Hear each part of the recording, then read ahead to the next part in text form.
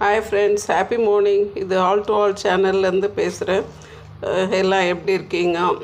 ஹாப்பியாக இருக்கீங்களா? பாருங்கள், நான் இன்றைக்கி ஒரு டயட் டிஷ் சொல்லி தரப்போகிறேன். இது பார்த்திங்கன்னா பாசிப்பருப்பும் அரிசியும் கொஞ்சம் கழுவிட்டு ஊற வச்சுருக்கேன். அது கூட பீர்க்கங்காய் போட்டிருக்கேன். பின்ன கொஞ்சம் சீரகம், ஒரு 2 கல் உப்பு போட்டிருக்கேன். இந்த டிஷ் பார்த்திங்கனாக்கா டயபெட்டிக்கும் சாப்பிட்லாம், ப்ரெஷர் இருக்கிறவங்களும் சாப்பிட்லாம். டாக்டர் காரம் சாப்பிடக்கூடாது, அல்சர் இருக்குது, பெப்டிக் அல்சர் இருக்குதுன்றவங்க, பின்ன ஜாண்டிஸு, இப்படி என்ன நோய் இருந்தாலும் இதை சாப்பிட்லாம். இதோட கொஞ்சம் பூண்டும் வெங்காயமும் கட் பண்ணி போட்டிருக்கேன். நல்லா ஒரு பீர்க்கங்காவை கட் பண்ணிவிட்டு தோல் சீவி பொடியாக கட் பண்ணிவிட்டு இதோட போட்டு ஒரு ஊற வச்சுருக்கிறதுனால ஒரு 3 விசில் விட்டோம்னாக்கா நல்லாவே வெந்து வந்துடும். அப்போது இது நம்மளுக்கு ரொம்ப நல்லா இருக்கும். இதுக்கு உங்களுக்கு சைட் டிஷ் எடுக்கலை, காரம் வேண்டாம்னாக்கா ஒன்றும் போட வேண்டாம், இதுவே போதுமானது. கொஞ்சம் உப்பு மட்டும் போட்டுக்கோங்க. இதை ஒரு 3 விசில் விட்டு எடுத்துக்கிடுங்க, அவ்வளோதான். கொஞ்சம் சீரகம், கொஞ்சம் உப்பு, ஒரு வெங்காயம், பூண்டு, பீர்க்கங்காய்.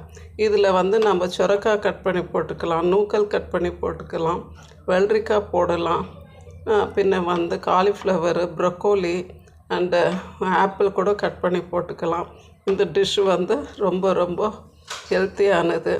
ரொம்ப டயர்டு இருக்குது, ஃபீவர்னால், ஹை டெம்ப்ரேச்சரு, நம்ம கஞ்சி குடிக்கிறதுக்கு ஆகாது. ஸோ இது பார்த்திங்கன்னா நல்லா கொழைய வேக வச்சுட்டு தாளிக்க கூட வேண்டாம், அப்படியே சாப்பிட்லாம்.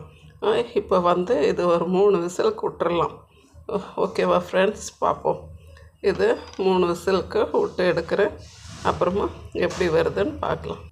ஃப்ரெண்ட்ஸ், இப்போ நான் மூடி போட்டு வெயிட் போட்டேன். ஒரு 3 விசில் வரட்டும்.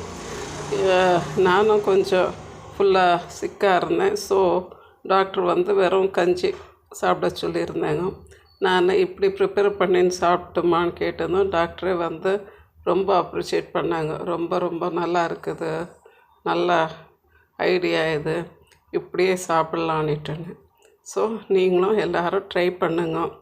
அதுக்காக இது இல்லை, ஈவன் நீங்கள் இதெல்லாம் முடிச்சுட்டு அப்புறமா நீங்கள் இதுக்கு கொஞ்சம் கடுகு, உளுத்தம் பருப்பு, சீரகம் எல்லாம் போட்டு கொஞ்சம் மிளகாத்தூள் போட்டு தாளித்து ஊற்றிக்கிட்டு சாப்பிட்டீங்கன்னாலும் உங்களுக்கு இது ஓகே, நல்லாயிருக்கும். தேவைப்பட்டால் தக்காளி கூட போட்டுக்கலாம். நான் இதில் தக்காளி போடல. ஒரு நாள் நீங்கள் பாசிப்பருப்பு வறுத்து போடுங்க, ஒரு நாள் பாசிப்பருப்பு அப்படியே போட்டு பாருங்கள். இப்படியே காய்களும் சேஞ்ச் பண்ணிக்கணும். ஆப்பிள் கூட ஆட் பண்ணிக்கலாம். ஓகேவா? ப்ரொக்கோலி கிழிச்சா ப்ரொக்கோலி போடுங்க, லெட்யூஸ் போடலாம். ஈவன் இது நூக்கல் அண்டு கேபேஜ் கூட போடலாம். கேரட்டு, சுகர் இல்லைன்னா கேரட்டு கூட போட்டுக்கலாம். இது எல்லோரும் ட்ரை பண்ணிவிட்டு சொல்லுங்கள், எனக்கு ஷேர் பண்ணுங்கள், லைக் பண்ணுங்கள், கமெண்ட்ஸ் பண்ணுங்கள். பாருங்கள் ஃப்ரெண்ட்ஸ், நம்மளது ரைஸு, பின்ன அந்த பாசிப்பருப்பும் பீர்க்கங்காய் எல்லாம் ரொம்ப அருமையாக வெந்து வந்திருக்குது. நல்லா நம்ம வெண்பொங்கல் செய்வோம்ல, அந்த மாதிரி வெந்து வந்திருக்குது. இதை நீங்கள் டயட் இல்லை, இப்படி மருந்துக்கு சாப்பிடலனாக்கா நீங்கள் இதுக்கு ஒரு நல்ல தாளிப்பு கொடுத்துக்கோங்க. நெய் இல்லை, அப்புறமா இந்த குழந்த பிறந்தவங்களுக்கு, ஆப்ரேஷன் ஆனவங்களுக்கும் இது ரொம்ப சூப்பரான டிஷ்ஷு. இதுக்கு கொஞ்சம் நெய் விட்டு, கொஞ்சம் கடுகு, உளுத்தம் பருப்பும் கடலைப்பருப்பும் போட்டு, கொஞ்சம் மிளகாத்தூள் போட்டு நீங்கள் தாளித்து இதில் ஊற்றிட்டு சாப்பிட்டுக்கலாம். இப்போ நான் டயட்டுக்காக இதை செஞ்சுருக்கேன். ஓகே ஃப்ரெண்ட்ஸ், தேங்க்யூ ஃபார் வாட்சிங். ப்ளீஸ் ஷேர் பண்ணுங்கள், லைக் பண்ணுங்கள், சப்ஸ்கிரைப் பண்ணுங்கள். Thank you all.